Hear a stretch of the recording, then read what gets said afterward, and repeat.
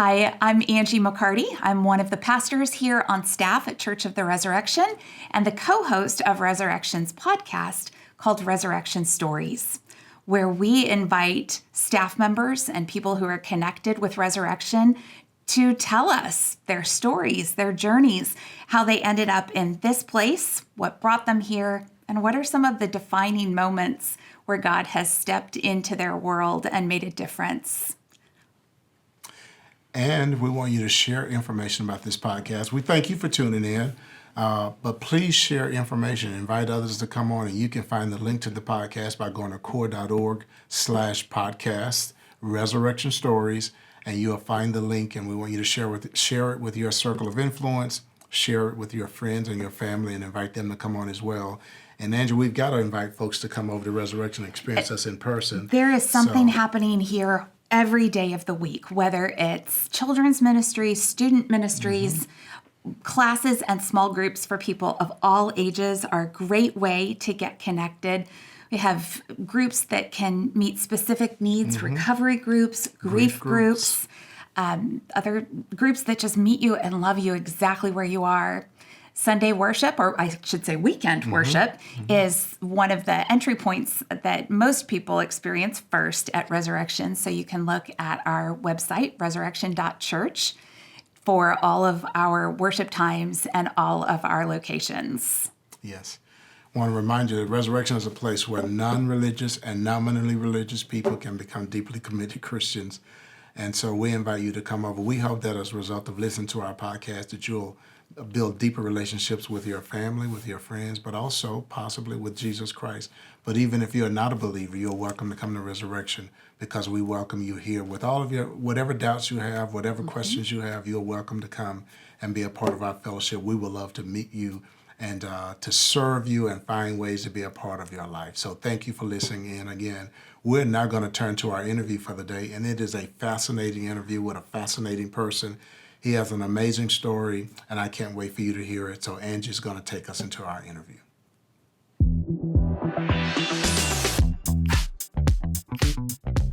Jonathan, thank you so much for coming on. I just got a chance to meet you, and we had a great conversation, probably traumatizing for you how long I held you in there.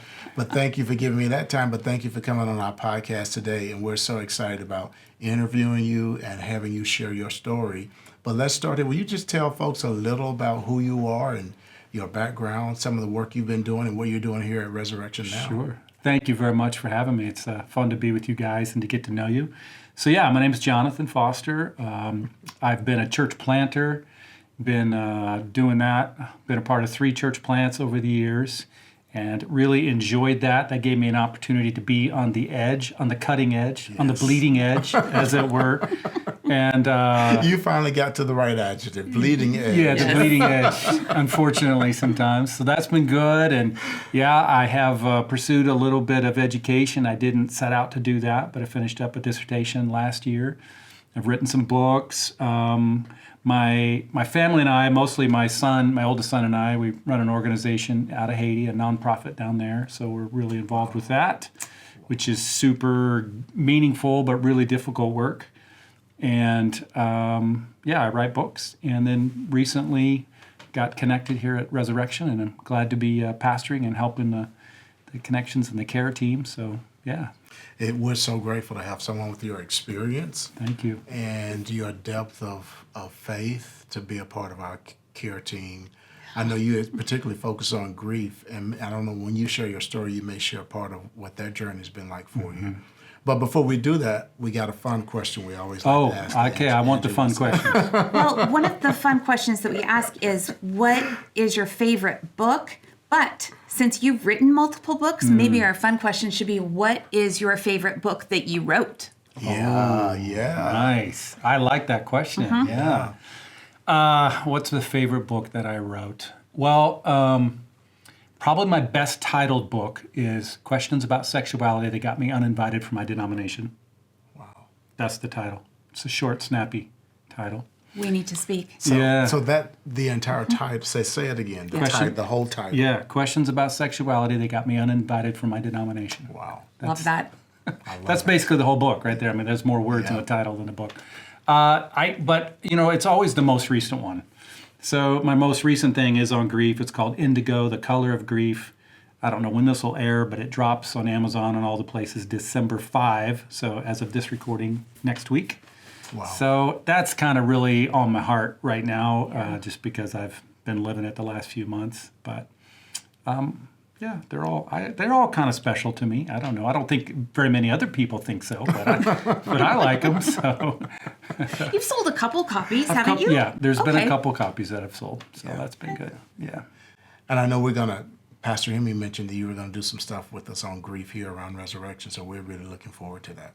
Thank you. Yeah. That'll hopefully be meaningful, so thanks. Yeah, absolutely. So this podcast, we call it Resurrection Stories, and we try to tell stories of people, staff people, as well as members from all of our locations who are part of the resurrection life. Kind of want to share with the greater Kansas City area and beyond. They have this image of this big church and everything's perfect over there. Mm-hmm.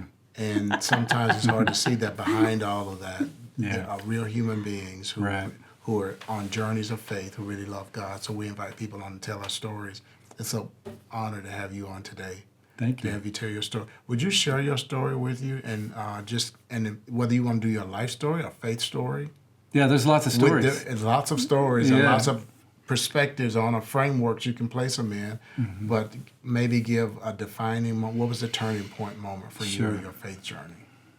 Yeah, when you get into your 50s, you get lots of stories. Yeah.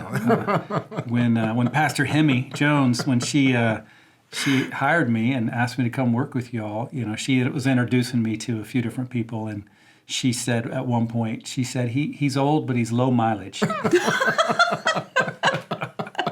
Which I immediately texted my wife. I said, this is one of the best comments I've ever heard. So yeah, I've been around. I got a few stories, and I probably high mileage actually. But I guess I'll go a bit with my story is kind of woven in with the church. Both my granddads were pastors, and my dad was a pastor. Uncles and in-laws and cousins. It's just been a part of our family, my whole life. So I didn't have much of a chance growing up, probably emulating, those people and wanting to step into that. And like I said, at church planted, really enjoyed that.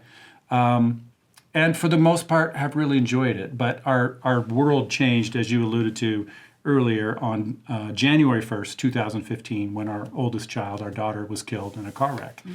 And so that obviously happened, in a span of a heartbeat. Her heart stopped beating, and our whole life, everything changed and shifted. So that sent me on a journey that I was not planning to go down. And I started pulling out theological threads, as it were, psychological, ecclesiological, all the logicals. Mm-hmm. I was pulling at those threads, trying to figure out, what I think about myself and what I think about God and who I am and what does all this mean. I haven't figured it out. I don't think anyone really completely does, but it's been now going on almost 9 years of just steadily on that path of trying to ask questions and to read and to pray and to reflect and to think. And that's what led into some of the academic stuff. It's really what led into the writing. It's just, I don't write because I have something to say. I basically write because I've just had questions. And it's the way I've been able to sit down and almost journal and pray and write all at the same time. So really, it's helped me as much as anything. So that has kind of been the defining piece of my story, trying to figure out what that meant. And I'll just add one quick thing to that. Like, theologically, what happened was, it's slightly embarrassing to say, at that point I was in my 40s and I was pastoring. I still really hadn't concluded why I thought maybe Jesus died or needed to die. Not to suggest that anyone has, full knowledge of why these things happen. Right. But up until that point, I'd basically just been parroting the standard kind of evangelical, Americanized, churchy answer. Yeah. And it worked until it doesn't work. My partner and I say all the time, we're like, you run with something until you can't anymore, and then it's time to pick up something else. So, I was asking the question, essentially, why did my daughter have to die? Which kept leading me to the question, well, why did Jesus have to die? And long story short, I got into René Girard's mimetic theory and the whole scapegoating mechanism. And it slowly began to dawn on me. This would have been about 2015, 2016, that, oh no, I don't think God needed Jesus to die. That God has always been a loving, forgiving God. And so Jesus doesn't die as a requirement of God's love, but Jesus dies to reveal God's love. And so that was a watershed moment for me. And really, theologically, from that moment on, my life's been different and changed me in a lot of different ways. And I've really been grateful for that. So, yeah, that was a pretty defining thing. Well, that is defining. Jonathan, there may be people who are listening right now who have also lost a child. What would you say to them today? Yeah. I would try to not say very much. I would try to say very little. I think solidarity is more powerful than solutions. There really isn't an ultimate solution other than leaning into love and grace and mercy in God. So, it's probably a bit counterintuitive, especially since I speak and write and use a lot of words. I try not to, use too many when I'm around folks. So, just hopefully they can find people who will help them own and be with their pain and their hurt and to not deny it. We're really guilty of that in American consumerism, and sometimes the church is worse than unchurched folks in terms of not being honest about it and trying to deny it. And so then we suppress this stuff, and then all these things live in repression. And that stuff sooner or later will manifest itself in some really weird dysfunctional things. So I would just hope that if people are listening and have gone through intense loss, or any loss for that matter, that they would just cultivate an ability to be with it and to not search for the fix.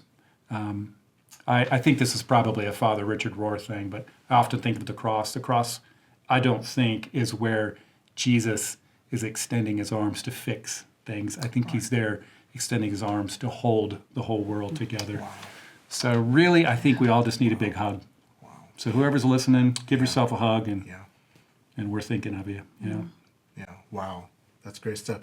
Do you kind of go into the same kind of content in your book on grief? Yeah, the solidarity versus solutions thing is definitely a line first of all, I probably stole it from someone else, but then, I definitely put it in the book. And it's that kind of thing. It's trying to play with it's trying to be really honest about the absurd loss. And it is absurd when you lose a kid. I mean, any loss is. That's but it's just life-changing. And so to try to hold that intention with also the really beautiful presence of love that I have felt, and I have felt from the very moment that, we got the news, the juxtaposition of these two things that don't seem to go together initially, it's something I just continually am trying to play with and wrestle with. And I'm trying to, in an artistic way, in Indigo, the most recent book, to try to get at that and to give space for people to also be able to kind of hold both, because I think there's so much, I started to say power, that's not my favorite word, but I guess I'll go with, I think there's power in that, and there's comfort and healing in that. For people who may be watching today who may feel stuck in grief, maybe they've had a loss, and they feel like I should be past this, and I'm really not. Yeah. Is there any wisdom? I mean, what would you say? What do you say to those folks? Yeah, I would think probably what you guys are already feeling, the uncomfortableness of even just you asked that question. So I think the goal would be to make sure people know that they don't have to get beyond anything really ever again. They don't ever have to do anything. Wow. They can just be where they are, because God in his or her prevenient grace is already right there in that moment. And I just think we create too many problems by trying to, put people on timelines and try to systematize this thing too much and line it out and say you're going to get this wave of grief and this wave. And you do get those waves, but it's not linear. It's very non-linear. So I'm probably repeating myself a little bit in terms of what I've already said, but I just would really hope that people could give themselves grace and space to be in that moment wherever they're at. And you you're never going to be the same. Yeah. And so you're never really going to be over it. Yeah. And this is probably true irrespective of the things that we're talking about. And that might freak some people out. I do reserve, like if we had more time, would reserve time to talk about some stuff we certainly want to get beyond. There's some pain in life. But by and large, I think it's okay just to be where you're at. And that God doesn't need you to be anywhere else. And that's where you're at. And giving yourself a lot of space to be there, I think, is probably important. I hear Grace saying that. Because what we mostly hear is, okay, how do you need to get beyond this? You need to get 5 steps of being a better person, being a better person, whatever, getting beyond your grief. Right. And sometimes it's the person, and my wife and I have talked about this, that the person who hurt somebody is the person who's telling somebody telling the person they hurt that you need to get beyond. Yeah, this, right? that's frustrating. Yeah. That's particularly frustrating because they're kind of blocking you from being able to be in that space and to receive that grace where you're at. Yeah. And that's not healthy. Yeah. I feel like the church has, in particular, caused so much harm in this area of letting people be where they are, accepting that, because we come together for worship and it's all praise and thanksgiving, and there's this expectation that you're going to come to church and be happy and put on your happy face. Right. And I just don't buy that. I don't think that that's the church. That church has to be the place where you can come and be and throw up all of your emotions and, even leave screaming at God. Yeah. Opening yourself to God in worship or prayer is an affirmation that God accepts us exactly as we are. And I would just add to that. I don't know that I can do any better than that, but I would add to that by just saying that what came to my mind as you were talking was the verse, is it Ephesians 2:10? For we are God's handiwork. In the original, I think the Greek, it's poema, from which we get the English word poem. So we are a work of art. God is co-partnering with us to create this art. And great art, to me, now art is subjective, so we could probably go back and forth on this, but I think great art has tension in it and has an antagonism in it. Always. Great art is not plastic, like everything's perfect. That's boring, only resolution. So there's something really beautiful about the human life that is, that life that's capable of owning, their antagonism and their tension. And so what you said, I think, is so true. If you can find a faith community that allows you to, it's like some people think it's wallowing in it. It's not that. It's just being human. And the beauty of humanity that whole thing has changed my thoughts about theology, which is interesting. My humanity has changed my thoughts about theology. Yeah. My theology has changed my thoughts about humanity. So I totally agree with that. And hopefully that's happening at Resurrection. Feels like it is, from my brief little experience with it. Yeah. And I think that's super important. Yeah. Wow. So much more, man. We could go on. We could go on, and so maybe we'll just have to plan part two with Jonathan. With Jonathan, yes.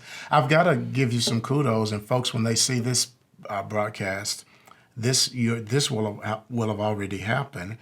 But you interview Rob Bell, and so they can find that interview with Rob Bell. Where can they find that? Yeah, I have a podcast called Jonathan_Foster Podcast, because all the cool names were taken, like Resurrection Stories, those kinds of names were already taken. So I just went Jonathan_Foster. And I talk about theology on there from an open and relational, theological, and a mimetic theory kind of framework.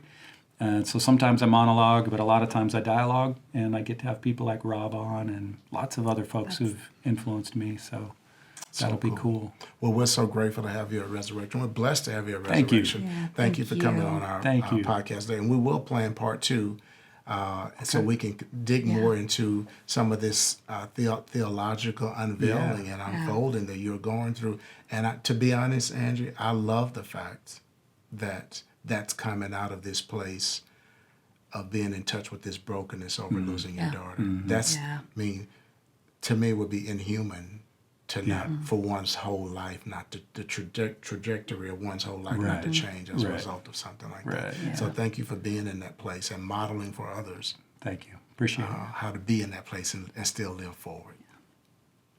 Thanks. Thank you. you so much. All right.